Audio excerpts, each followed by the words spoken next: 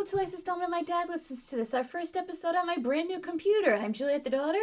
And I'm Kevin, the dad. And this week, we picked out an instrumental at first, or I should say picked out an instrumental album at first. But Dad asked me to pick something else because it would have been too difficult to cover. So I decided to do the best of the Mamas and the Papas. So Dad, what do we need to know? We need to know that the official name of this album is 20th Century Masters, the Millennium Collection, the best of the Mamas and Papas. Okay. Because there's lots of best ofs out there. Mm-hmm. Okay, so the Mamas and Papas were made up of John Edmund Andrew Phillips, born August 30th, 1935. John Jacob Jingleheimer Schmidt. Yeah, died March 8th, 2001. Holly Michelle Phillips, born June 4th, 1944. Dennis Gerard Stephen Doherty, born November 29th, 1940, died January 19th, 2007, and Ellen Naomi Cohen, also known as Cass Elliot, born September 19th, 1941, died July 29th, 1974. Oof.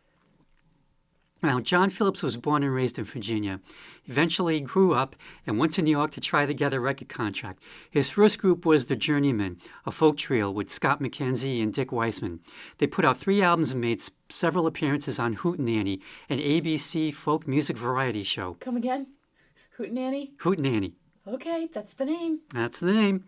Whilst the Journeymen were touring in San Francisco in 1961, John met Michelle, who was working as a model. A romance ensued, leading John to divorce his first wife, Susan Adams. John and Michelle married on December 31st, 1962. They were divorced in 1969. Mm-hmm. Meanwhile, the Journeymen came to an end in 1964 due to John Phillips's and Scott McKenzie's friendship deteriorating, and also something called the British invasion. Yeah, it could be big. I don't know. However, in 1967, John would write and produce Scott's massive hit, San Francisco, Be Sure to Wear Flowers in Your Hair. John formed the new Journeymen, which consisted of himself, Michelle, and Marshall Brickman, who would leave to become head writer for The Tonight Show starring Johnny Carson. Good for them. And Marshall also won an Oscar for script writing with Woody Allen for one of his movies. Wow. Didn't say which one. I'm assuming either Annie Hall or Manhattan. Mm-hmm. Anyway, meanwhile, Cass Elliot was in the group, the Big Three, along with Jim Hendrix and Tim Rose. They had some success in New York. Denny Doherty and Zal Yavansky were in the Halifax Three, yep, Canadians, and met Cass while on tour. John Sebastian was a session player for a group called the Even Dozen Jug Band, and by 1964, the 3 groups broke up. Hendrix, Yavansky, Cass, and Denny would form the Mugwumps. Mm-hmm. They recorded one album, which wasn't released until 1967. Why? Because by then, Cass and Denny were in the Mamas and Papas, and Zal Yavansky was in the Lovin' Spoonful. So, hey, they were here first, kind of thing. Okay. Meanwhile, back to the new Journeyman. John Phillips asked Denny to join the group to replace Marshall Brickman. Doing. Cass was the last to join the group due to John's concerns that, quote, her voice was too low, that her obesity would be an obstacle to the band's success, and that her temperament was incompatible with his, what unquote. A dick. However, according to Cass, her vocal range improved by 3 notes after being hit on the head by some copper tubing while walking through a construction site. Sure, okay. Why not? She had a concussion and went to the hospital. Quote, I had a bad headache for about 2 weeks, and all of a sudden I was singing higher. It's true, honest to God, unquote. This is where we put in the disclaimer, don't try this at home, kids. They were originally going to call themselves the Magic Circle, which spelling circle with a Y, which was John's idea. But according to Denny, one night they were watching TV and the Hells Angels were on a talk show, talking about how they called their women mamas. Cass jumped up. Yeah, she said, I want to be a mama. Michelle said, we're the mamas. Denny looked at John, who said, the papas? But Cass would eventually grow to dislike the name being called Mama Cass. Yeah. They went to the Virgin Islands in 1965 from early spring to midsummer to rehearse and to try to put something together. John was very reluctant to abandon folk music, but Cass and Denny awakened him to the potential of contemporary pop as epitomized by the Beatles, per Wikipedia. Mm-hmm. John said it was the first time they tried playing electric music. They went to Los Angeles in 1965 to meet Lou Adler for Dunhill Records. John and Cass's friend Barry Maguire had arranged an audition. That led to a deal, quote, in which they would record 2 albums a year for the next 5 years, unquote. That's 10 albums in 5 years. That's impressive. What's going to happen? Yeah. Their first recording was as background singers for Barry Maguire's album, This Precious Time. They released their first single, Go Where You Wanna Go, which did not chart. However, The Fifth Dimension got a top 10 hit with their cover of that song. Their second single, California Dreamin', went to number 4 on the Billboard Hot 100 singles chart. Their debut album, If You Can Believe Your Eyes and Ears, went to number 1 on Billboard's 200 albums chart, their only album to do so. Their third single, Monday Monday, went to number 1, and it won the Mamas and the Papas a Grammy for Best Pop Performance by a Duo or Group with Vocals. They have a Grammy for everything. I guess they do. And then... Publish. Yeah, during the recording of their second album, The Mamas and the Papas, Michelle had an affair with Gene Clark of the Byrds. Now, she had already had an affair with Denny Doherty, which John actually forgave her for. Aww. Denny and John even wrote a song about it, I Saw Her Again. Yep. But an affair with a bird? No, unacceptable. John was determined to fire her. Michelle didn't think he had the authority to do so. Quote, after consulting their attorney and record label, John, Cass, and Denny served Michelle a letter expelling her from the group, unquote. Damn. Jill Gibson was hired to replace Michelle. Jill took part in some concert and TV appearances and recording sessions. She was a quick study, but she wasn't Michelle, who was brought back in August of '66, and Jill was paid a lump sum from the group's funds. Okay, at least she got compensated. 4 singles from the second album were released. I Saw Her Again, Words of Love, Dancing in the Street, and Dancing Bear. The first 2 songs both went to number 5. The group did an East Coast tour and then set about recording their third album, The Mamas and the Papas Deliver, which was released in February of 1967. Look Through My Window went through to number 24. Dedicated to the One I Love went to number 2, and Creek Alley went to number 5. Then the Monterey Pop Festival. Their performance was not that great, probably because John and Michelle, along with Lou Adler, were preoccupied with organizing the festival. Also, Denny arrived last minute from the Bahamas. Uh-oh.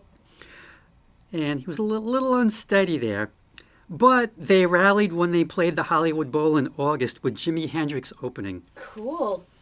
Per Wikipedia, John and Michelle remembered it as the apex of the band's career, saying there would never be anything quite like it again. The band's first 3 albums were recorded at United Western Recorders in Hollywood. Then John and Michelle had an 8-track studio built at their home in Bel Air. Now, this was a big deal as 4-track was the standard at the time. On one hand, the studio gave John the autonomy he craved. On the other, he was a perfectionist and didn't have any outsiders to say, John, enough. Stop, yeah.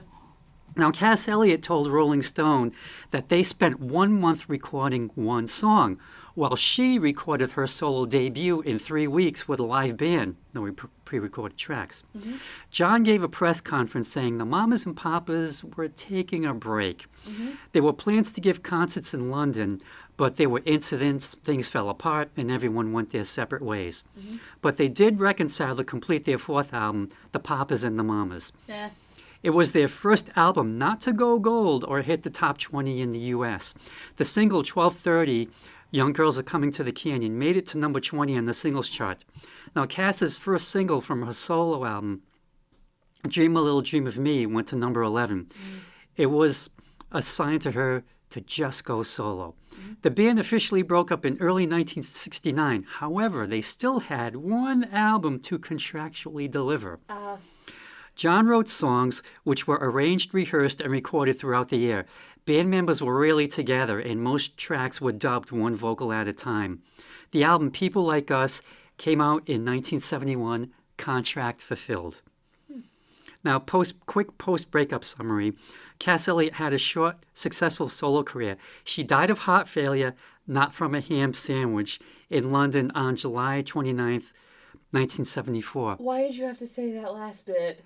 Because that was always The joke? the urban legend. Well, apparently One of her press people released that because they didn't want anyone to think that she had died from drugs or anything. What the fuck? It's just stupid and really offensive. Not so fun fact, the room that she died in London in 1974, at the age of 32, 4 years later, Keith Moon of The Who would die in that same room. Oh my God. Also 32 years old. Did somebody else die in there to prove that the room is cursed? I think the ham sandwich died.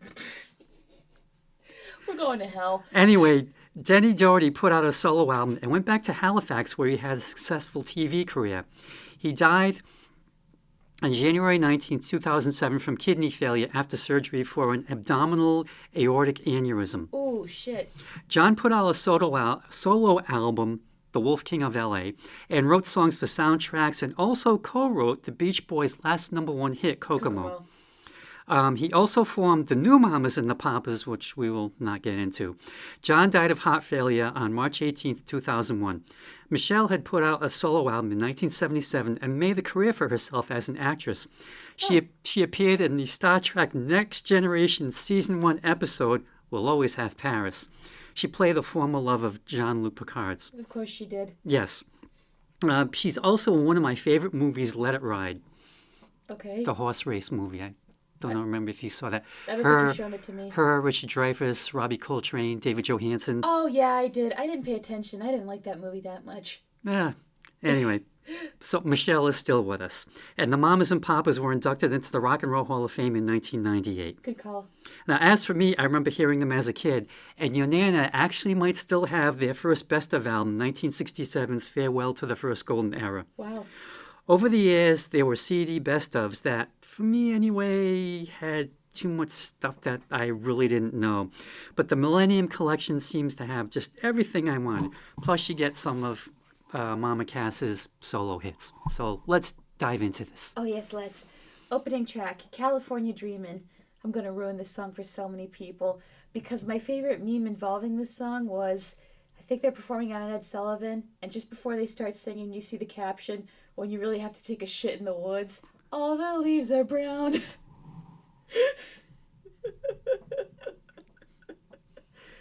Anyway. I used to play California Dreamin' on my walks during my lunch at work. Sometimes it would be such a winter's day when I was yearning for warmth and sun. Other days it would be sunny out. So this song is good for both kinds of weather.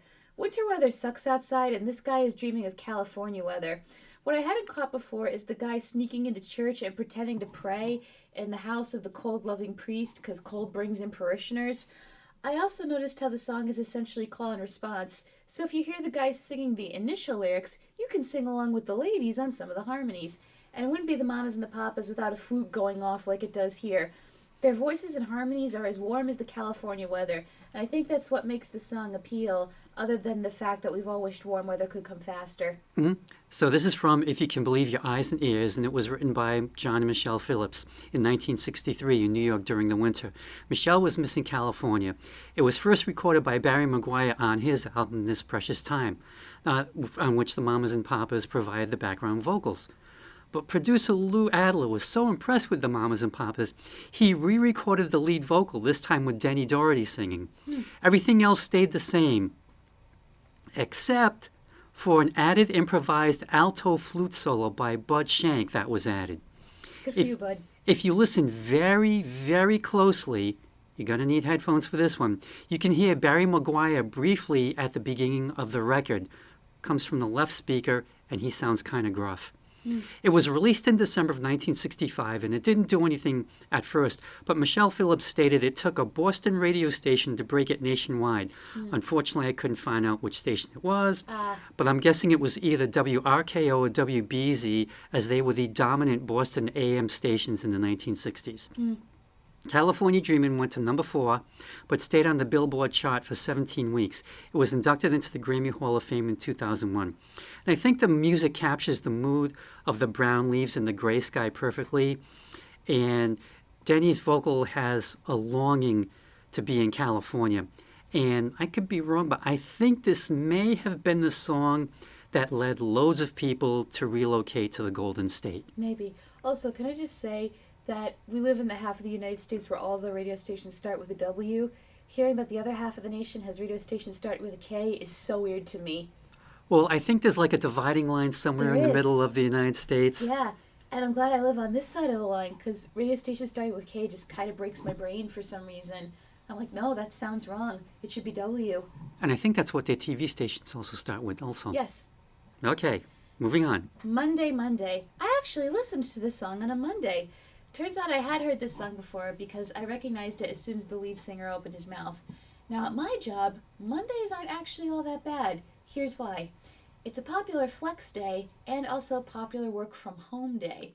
So on the admin side of things, I get less requests from people and can spend most of my Monday focusing on tasks I need to get done. What makes it so Monday, though, is that the weekend is over.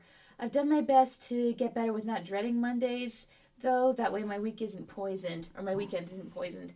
When I first joined the workforce, it was kind of hard, and sometimes it still is, especially to not think about work on time off, because then you feel like your life revolves around it more than it already does. But back to the song. Mondays are doubly bad for this guy. At first, he wakes up happy because he's got his girl in bed with him, but come Monday night, she is gone. So not only does he have to deal with the Mondays at work, he has to deal with the fact that his woman left him on that day of the week, which, ouch. It's beautifully sung, but I don't think I could listen to it all the time, especially Mondays or weekends without getting down in the dumps. This is also from If You Can Believe Your Eyes and Ears, written by John Phillips. He said he wrote it in 20 minutes. When he presented it to the group, he was met with strong resistance, especially from the mamas. Right. Michelle thought it was pretentious, but Lou Adler took John's side. It wound up on their debut album and was released as a single, et voila, their only #1 hit. Wow. Denny Doherty sings lead, and he later recalled, quote, I like the opening background vocals, the ba-da-da-da-da-dum. I thought that was cool, but nobody likes Monday, so I thought it was just a song about the working man. Nothing about it stood out for me. I thought it was a dumb song about a day of the week. By the time the rehearsals were over for the vocals, I thought, thank God that's over, unquote. I think he missed the part about, where the woman leaves him on the Monday. Exactly, yeah. Next track, Creek Alley. This was the first Mamas and the Papas song I remember being introduced to. Mike sent me their performance of this on the Ed Sullivan Show, I think because he was curious as to what I thought of their voices. And as the song went on, it sunk its hooks into me for sure. So much so, it was my #1 song on my Spotify Wrapped at one point. I loved how the voices blended and the use of the flute. It was insanely catchy. It's also a really cool autobiographical song about how the group came together, along with other groups such as the Mugwumps and the Lovin' Spoonful. It's a song about them and their friends. Even if you don't have the full context, it sounds like someone telling you a folk tale or a folk song, so you find yourself comforted even without the full story. What I found interesting in looking up the lyrics was Cass Elliot had an IQ of 165, but she chose singing instead. Side note, she actually didn't want to go to Swarthmore, but it rhymed, and sophomore can't really rhyme too much with it, so poetic license. But she changed, well, it says when Cass was a sophomore, thought she'd go to Swarthmore, but she changed her mind on the way. Yep. And the reference to her being fat is apparently a double-edged sword. It's a reference to how much money she made. Still, though, that had to suck to sing, especially knowing her weight struggles are what contributed to her early death at 32. What's also interesting is the recording has a banger of a flute solo, probably from Bud again, but on Ed Sullivan, they cut it out. Yeah, there's no flute solo, they just go straight into it. So listen to the album first, because the abrupt transition from flute to singing is what makes the song for me, in my opinion. When the flute ends and they go to Rope Busted Disgusted. Love this song, always have, always will. Okay, this is from Deliver, and it was written by John and Michelle Phillips, and the title refers to Creek Alley in the Virgin Islands, home to a club the New Journeymen spent time on vacation. John said he wrote this to tell their producer Lou Adler who was who in the band's history, and among those mentioned are John Sebastian and Jali Ivansky of the Loving Spoonful, Barry Maguire, and Roger McGuinn of the Byrds. Now, Michelle Phillips was unwilling to sing the line, and no one's getting fat except Mama Cass. For obvious reasons. But Cass Elliott's reaction was, quote, oh, God, that is so funny. I love it. It's a great lyric, unquote. Oh, okay. Now, here's the thing.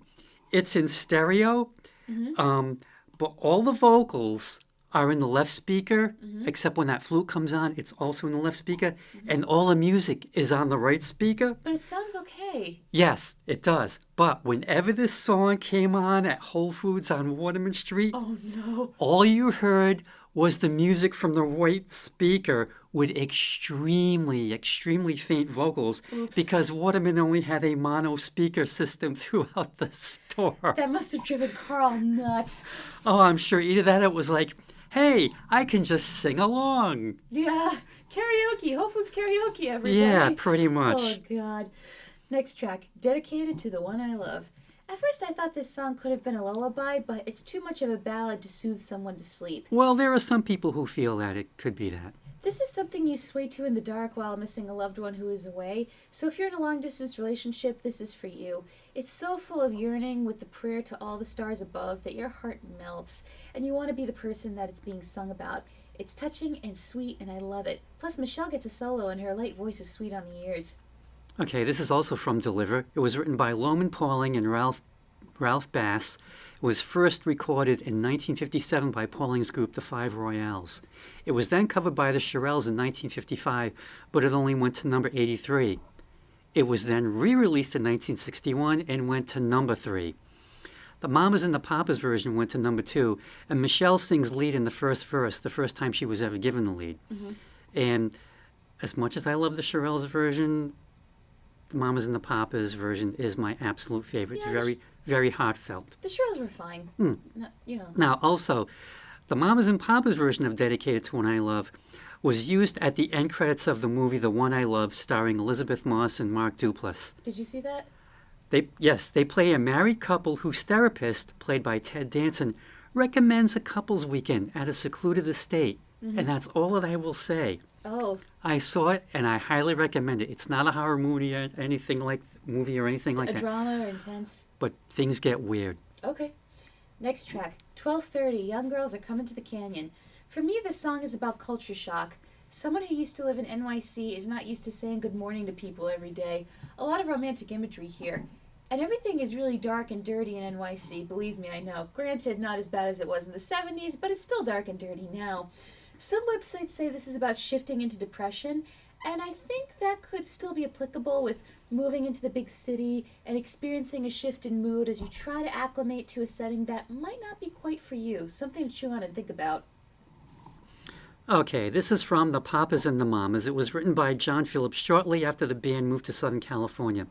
The guy in the song used to live in NYC, where it's dark and dirty, and outside his window there was a steeple with a clock that always read 12:30 because no one bothered to fix it. Yeah. But now he's in Laurel Canyon watching the young girls coming back to the canyon, possibly groupies returning from parties. This seems to be happening every day. They pass his house, and the lines are, I can no longer keep my blinds down, and I can't keep myself from talking. And he realizes he's not in New York anymore. He sings, at first, so strange to feel so friendly, to say good morning and really mean it, to feel these changes happening in me, but not to notice till I feel it. And over time, this has grown into one of my favorite M&P songs. Next track, Words of Love. Cass Elliot is at her most soulful for this ballad, and it works incredibly well. It's not words, it's actions. As she sings, you need to take her to a place she's never been before. Speculate about innuendo all you want with this, could be applicable or not, but what makes this is Cass's performance. She isn't belting at all, but conveying so much passion as if she's lived this moment and doesn't want it happening to anyone else. She's trying to drill this idea into this guy's head, and you can tell it's not sticking at all, but she's going to do her best to make him understand. God damn it. It's so well sung, I had to save it. Okay, this is from The Mamas and the Papas. It was written by John, and Cass is the primary vocalist, with Michelle contributing a very high-pitched no at one point. Words of love don't cut it anymore. Sorry, Buddy Holly. Aw. Yeah. You got to take action. And as she sings, send her somewhere she's never been before. And yes, the mind can reel at that, or it's just send her on a trip or something. The music almost kind of seems like I wrote, the piano playing sounds like straight out of vaudeville. It kind of gives the song an old-timey feeling, if that makes sense. I noticed the honky-tonk with a later song, but we'll get there when we get there. Okay. Next track, Look Through My Window. That opening just immediately filled me with depression. If that's what they were going for, they achieved it with sounding like they have to sing but aren't emotionally invested as they watch the rain beat on their roof. The singer is going through a breakup, and while the girl can move on, they can't. And his response is to withdraw from society completely. They just watch the rain, convinced they won't see the sunshine again, and watching other people go by, living a busy, exciting life they can't anymore. conveys the sadness really well, but proceed with caution while listening. It's one of those songs where you could be having a great day, and then you hear this and you're just bummed. Okay. This is from Deliver, and this was written by John Phillips around 1964 during a temporary separation from Michelle. Per Wikipedia, the song was inspired by the fact that although John thought Michelle was out in California, she was in fact just blocks away in Greenwich Village. He thinks about how she left. He thinks about it a lot. But he looks through his window and he sings, "See the people hurrying by with someone to meet, someplace to go, and I know I should let go." But he just can't. Not yet. Denny sings a very sad vocal, and man, you just feel it. Oh, yeah. Next track. I saw her again last night. While researching Creek Alley, I got a whiff of the adultery that fueled the fire for this song. You thought Fleetwood Mac was the only band with relationship drama that forced people to sing about it? Ladies and gentlemen, the Mamas and the Papas. You know who else would have never left you? The person you fell in love with in the first place that you already have a commitment to. Sheesh! And what's even worse is he said, "I love you" to the other woman without meaning it. And he's all, "Oh, what can I do? I'm all lonely and in over my head." Go to therapy. Go see friends. And if you're not in love with the first person, break up with them. Oh, and polyamory won't solve this because it'd just be built on lies, so don't think about that either. Also, he wants that girl. He doesn't need her. There's a difference. I'm very disappointed in them, even if it sounded sweet on the ears. Okay, this is from The Mamas and the Papas. It was co-written by John Phillips and Denny Doherty about Denny and Michelle's affair. John and Denny even sing co-lead vocals. And like I said earlier, John forgave Michelle for having the affair with Denny, who apparently Denny and Cass had some sort of relationship, Yes. according to Andy. And I guess her reaction to Michelle was, you could have had any guy you want, but you took my guy. Which is so sad. But also at one time, Cass actually asked Denny to marry her, and he said no. Oh, I'm so And- sorry, Cass. And this There all you go. kind of reminds me of that story you told me about George Harrison. Oh, and Ringo? Yeah, Eee. yeah, having the affair with his wife Maureen, and Ringo's reaction was, "Hey, at least it was somebody I know." Yeah, which, wow. Poor Ringo. I guess they really were bros. I That's guess. some bro code. But hey, Yes. Ringo did all right for himself. He's been married to Barbara Bach for like 40 plus years. Yeah, that's good. But like, okay, this would never ever happen. But if it had been you and you found out it was one of your friends with Mom, what would you have done? Killed them in their sleep? No, I wouldn't wait for them to go to sleep. Okay, fair enough. Okay, so before I learned about all this stuff, I always just thought it was about someone dating someone else, and then, while they're dating someone, they find that perfect someone else, but they just cannot bring themselves to break up with who they're currently dating. Oh, like If I Needed Someone by George? Yeah, I suppose. Yeah, I kind of looked at it that way. So George again. So it shows what I know. Now near the end, Denny sings, I saw her again last night." That was a mistake. Engineer Bones Howe had punched in the vocals too early, including Denny's false start. But they liked it. Yeah, producer Lou Adler liked the effect and told him, "Hey, leave it in the mix." And despite the subject matter, musically it is a happy sounding song. It is. Next track, Dancing Bear. This made me grin because I wrote a script where a wife had to tell her husband at a fancy party, "Promise me no Dancing Bear impression tonight," because when he got drunk he'd do a Dancing Bear impression. I stole that from NBC's Dracula.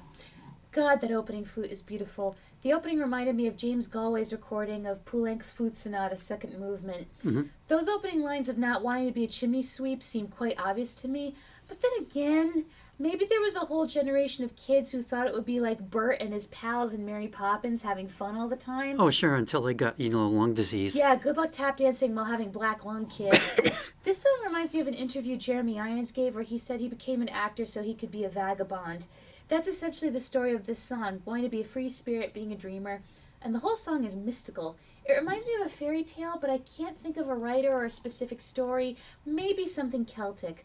It's haunting and beautiful, and I love how the flute comes back at the end with a musical yearning. Hauntingly beautiful, and I love it. This is from The Mamas and the Papas, and it was written by John Phillips, who had vocal by Denny Doherty, who said it was one of his favorites. And I guess you could almost say this is a deep track, though it was released as a single, it only made it to number 51. Now, Denny sings about not wanting to be a chimney sweep covered in soot, but it doesn't specify if he actually was, because he just says, I don't want to be. But maybe he was, and he's looking for something else. He sings he'd rather be the gypsy with the dancing bear or a cabin boy on a magic ship, kind of like, anywhere but here. He wants to escape to what he sees as more romantic ways of life. And this song definitely does not have a California vibe to it. It's No, very, it's different. very, very different. Next track. Okay, this is how they wrote it on the back of the album. Mama Cass, make your own kind of music. That is correct. There are a certain generation of listeners who hadn't encountered this song like me prior to the Barbie movie, as it was used in the trailers that dropped. I'm glad that's how people got to hear the song for the first time. I was smiling throughout the whole time I listened to this. Go look up the lyric video on Cass Elliott's YouTube channel if you can too. The art is all 60s psychedelic. It's a song about individuality and being true to yourself, even if it makes other people feel uncomfortable. It says more about them than it does about you. But it's sung with a 60s dreamlike quality, like you're lying in a sunny meadow completely at peace with who you are. Such a good feeling. This is from Cass Elliott's second solo album, Bubblegum, Lemonade, and Something from Mama. It was written by Cynthia Weil and Barry Mann. Oh, wow. And it's about being yourself. You do you, as the kids say, maybe. Yeah, we still say that. You do you. Okay. Cass said that this was her social commentary song, and yeah, it did surge in popularity in 2023 from being in the Barbie movie trailer. But apparently this also led to it blowing up on TikTok? Yeah, it did. Okay. You kids into TikTok. Or as Brendan Fraser calls it, the Tinky Tonk. The which I Tinky love. Tonk? Yeah, Who does that? Brendan Fraser. Okay. I love that. Anyway, final track, Dream a Little Dream of Me. If you want another sweet rendition of this song, look up Burgess Meredith singing it to his great-granddaughter and grumpier old men. Is it tuneful? No. But is it heartwarming? Yeah. As for Cass Elliot, I think her rendition is the one I'm most familiar with, more than Doris Day or even Ella. It's a classic, and I don't think anyone dislikes this song. It gets you to sway and be wistful. And they incorporate a honky-tonk piano, which was surprising for their usual vibe, but true to the era when this song came out. Solid cover. This is from the Papas and the Mamas, and it was written in 1930 by Fabienne Andre, Wilbur Schwant, and Gus Kahn. Wilbur Schwant, what a name. SchwandT. Oh, okay. First recorded by Ozzie Nelson and his orchestra in 1931, as in Ozzie from Ozzie and Harriet, Okay. as in Ricky Nelson's dad. parents, Yep. Yeah. Per Wikipedia, there are more than 400 recorded versions out there, with the Mamas and the Papas version being the best known. And again, per Wikipedia, the group had sung the song for fun because Michelle Phillips familiarized the group with the song as her dad had been friends with Fabienne Andre. Huh. The song was recorded after the group heard about Andre's death. Oh. It starts off with John saying, and now to sing this lovely ballad, here is Mama Cass. And she just nails it. I Yep. think it's her best performance. And she even does her own whistling at the end, which for me, That's her. Okay. very impressive. And they use it a lot of the times in movies and TV shows, especially when something really depressing is about to happen, just for the juxtaposition. Overall, I really enjoyed the Mamas and the Papas. I think we should marvel at their quality of sound the way we marvel at the harmonies of the Beach Boys. Their music makes me feel good, and when they don't want you to feel good, you are down in the dumps with them. So put on this album, sit back, and bask in the sound. So there are lots of Mamas and Papas collections out there. You got 2-disc sets, you got box sets, you've got 20-song 1-disc compilations, of which there are quite a few. But for me, I think the 20th Century Millennium Collection fills the bill nicely. And you at least need California Dreaming in your life. Or Creek Alley. Yeah. Or Dream a Little Dream of Me. Or... Just get the whole thing. Yeah. All right, as always, thank you for listening to the latest installment of My Dad Listens to This. Like, comment, subscribe, and all that jazz. Remember, the more you interact with the YouTube video, the more a chance we have of appearing on the YouTube homepage. If you follow me on social media, I post the episodes there. If you're friends with my dad, tell him what you want to listen to, and he'll send it right to your email inbox. As always, thank you for listening to the latest installment of My Dad Listens to This. We will be back next time with another album to nitpick and gripe about. Dad, anything you want to say before we sign off? The Three Bears Dream Concert Bill, the Mamas and the Papas, with the Babies as the opening act.